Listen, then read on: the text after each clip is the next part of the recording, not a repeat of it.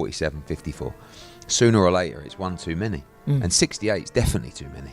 But Crawford's brilliant. Like he's a genius. He's a generational great. So maybe he can find a way to do it. But I feel he'd be hugely outsized against Canelo Alvarez. Yeah. But you have to use your movement. If you're Terence Crawford in that fight, the last thing you want to do is stand and trade. He'd be moving a lot in that fight, trust me. I'm not saying he'd be running, but he would be moving a lot. Does Crawford have to be worried about more things than just boxing? Absolutely. Let's go. I didn't say he has to do any accusing, nor we would do that, but I'm saying is, let's worry. I'll explain.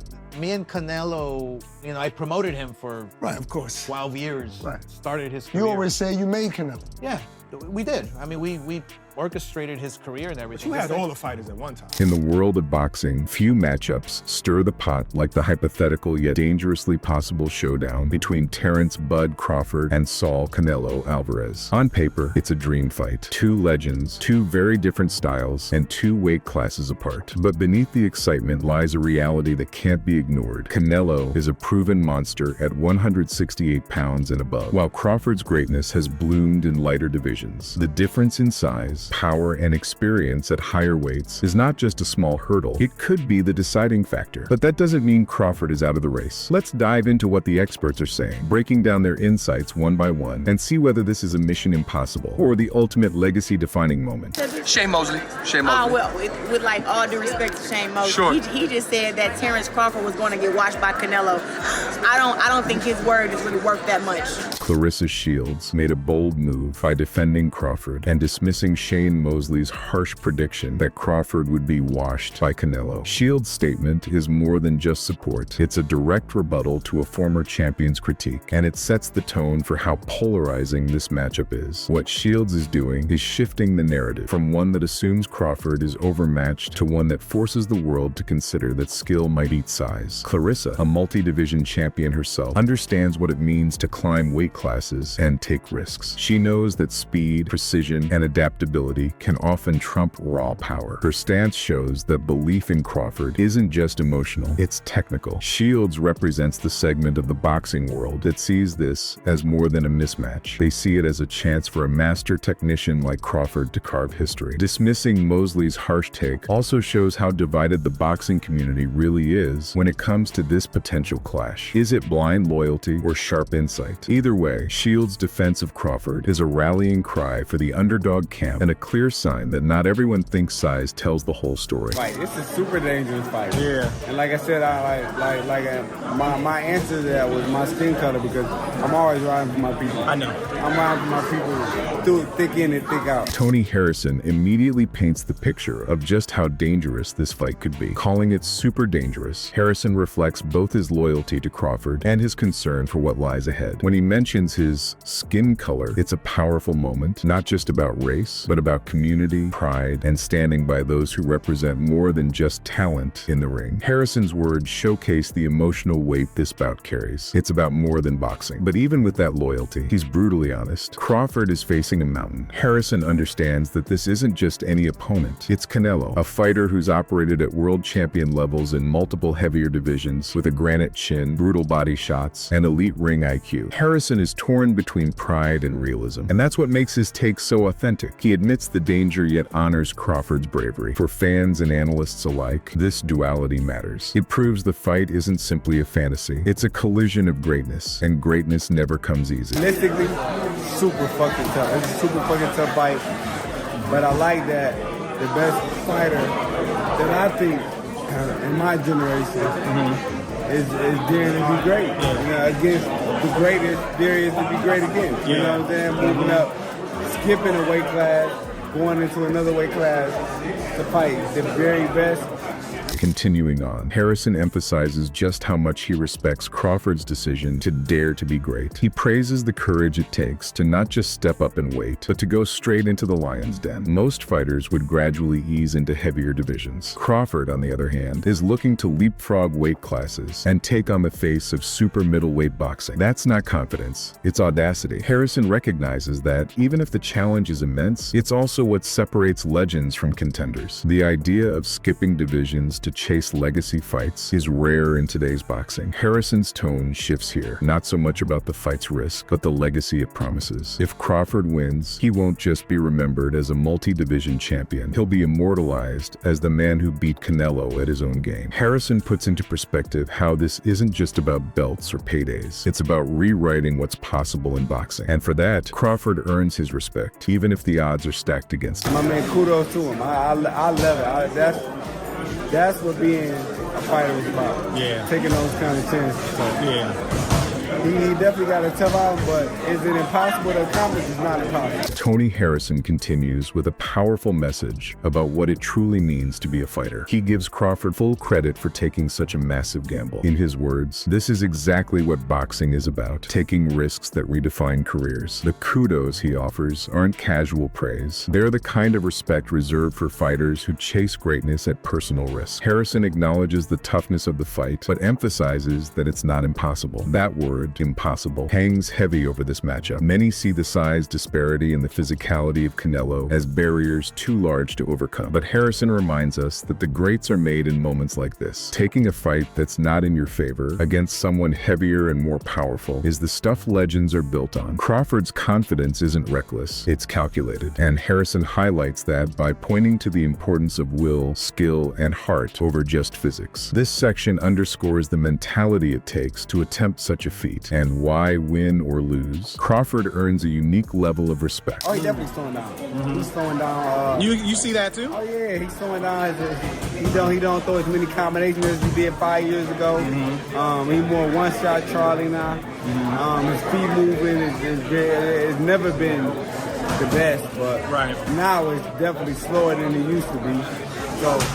Tony Harrison offers a more analytical breakdown, focusing on Canelo's physical decline. According to Harrison, Canelo isn't the same explosive combination puncher he was 5 years ago. His hand speed has dipped, his footwork has slowed, and his movement is more deliberate. These aren't minor details, they're opportunities. Harrison believes Crawford's ability to read and exploit such weaknesses gives him a path to victory. In boxing, timing is everything, and if Crawford's entry into Canelo's world is timed right, the risk may pay off. Harrison paints Canelo not as invincible, but as vulnerable, at least to someone with Crawford's boxing IQ. This insight flips the narrative. It's not just about how Crawford survives the wait, but how Canelo might struggle to keep up with someone faster, sharper, and more fluid. Age and wear are catching up to Canelo, and Harrison believes Crawford's greatness might shine brightest against a slower, aging version of the Mexican superstar. It's a fair point, and it gives hope to those who believe skill trumps mass. You said Canelo and Crawford? Yeah. Man, come on, man. That's the biggest fight,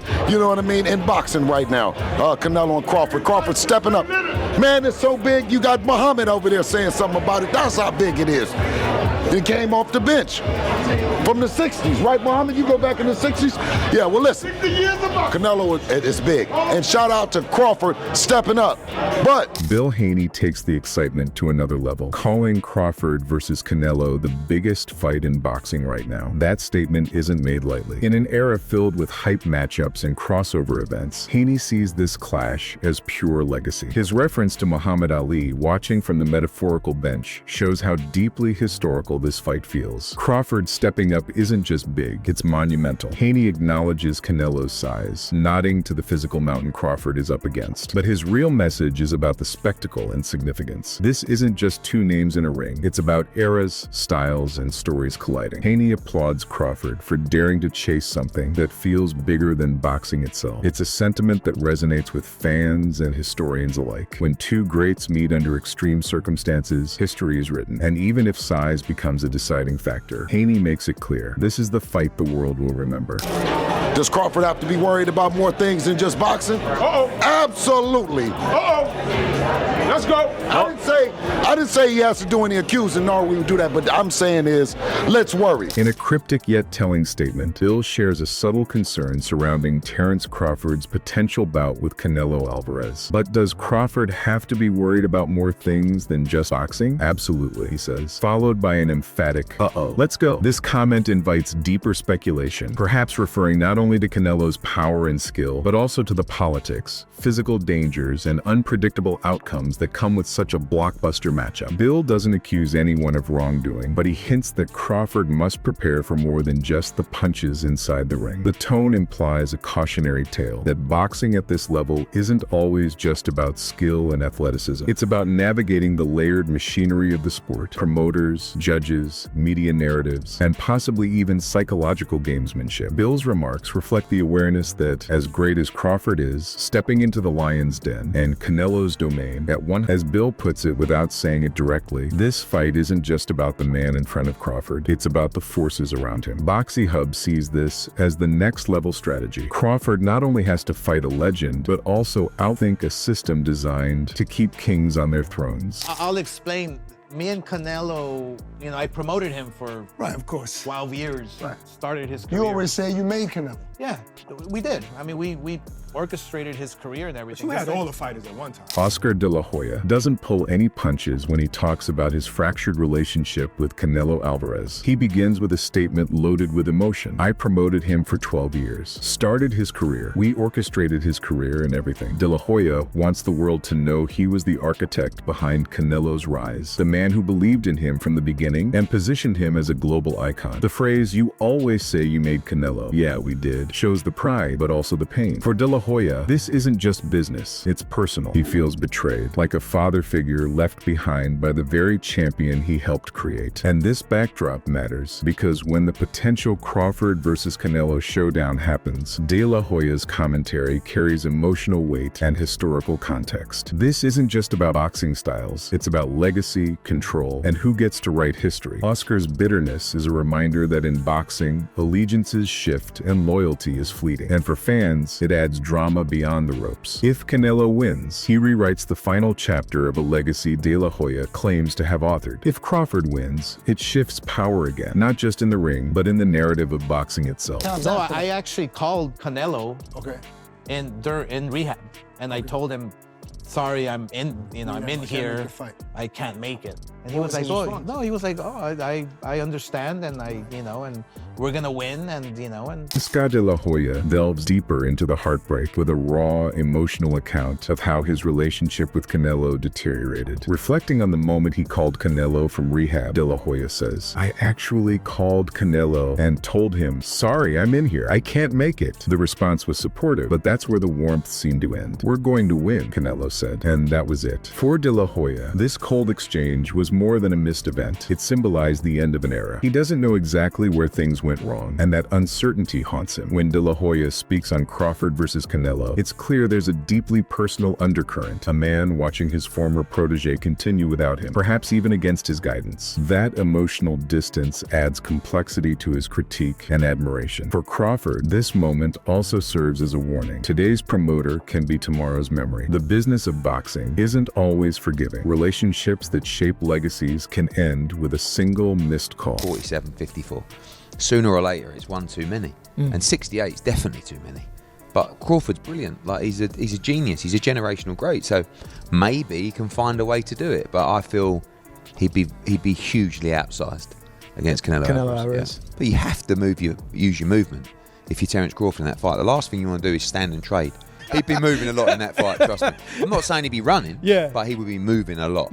Eddie Hearn cuts to the core of what makes this potential clash between Crawford and Canelo so polarizing. He says, sooner or later, it's one too many weight classes, and 168 is definitely too much. While he acknowledges Crawford as a brilliant, generational great, Hearn firmly believes the size difference could be a deciding factor. Crawford would have to lean on his movement, finesse, and ring IQ, steering clear of any trading that plays to Canelo's power and physical dominance. Hearn paints a tactical blueprint, not to outslug Canelo, but to outthink him, outmaneuver him, and stay a step ahead. The warning is clear. This isn't just a big challenge. It could be a punishing mistake if not approached strategically. Crawford would need to fight the perfect fight, never stopping, never settling, and certainly never standing toe-to-toe. Hearn's analysis is both a compliment and a caution. He believes Crawford is good enough to attempt the impossible, but only if he plays the game with surgical precision. Canelo is really, Canelo's going to be Canelo, man. He's really, I think all the variables lie on Crawford. Crawford is confident, but Crawford is outside of his zone. You know, it's all about the training camp, the preparation, you know, the extra weight, but still being agile, you know. I believe that it's tactics and game plan. Keith Thurman brings the final word with a technical and psychological breakdown of the fight. All the variables lie on Crawford, he says, pinpointing the enormity of the challenge ahead. Thurman acknowledges Crawford's confidence, but emphasizes that this isn't just any opponent. This is Canelo Alvarez, and the jump to 168 isn't just physical, it's philosophical. The preparation must be flawless. It's all about the training camp, the preparation, the extra weight, but still being agile, Thurman states. This speaks to more than conditioning. It's about transformation. Crawford must evolve into something new without losing what made him elite. It's not just about gaining weight. It's about gaining strategy, balance, and precision at an entirely new level. It's tactics and game plan. Thurman concludes, no wasted motion, no bravado, just cold, calculated boxing. In that ring, confidence alone won't save you. So who wins, Crawford or Canelo? This isn't a question with a clean answer. Canelo is heavier, stronger, more experienced at higher weight classes, and has carried the pressure of massive fights for years. But Crawford is no ordinary fighter. His speed, reach, footwork, and ring IQ are next level. His resume is full of bigger opponents whom he dismantled methodically. And above all, he's coming into this fight with a chip on his shoulder, knowing he's not just fighting Canelo, but legacy itself. Make no mistake, danger is coming Canelo's way. Crawford is not like the others. He's not here to survive. He's here to dominate. This is history in the making. If you love this breakdown, subscribe to Boxy Hub for more legendary matchups, expert takes, and deep analysis. This fight is shaping up to be one of the greatest, and we'll be there every step of the way. Hit that bell icon and never miss a punch.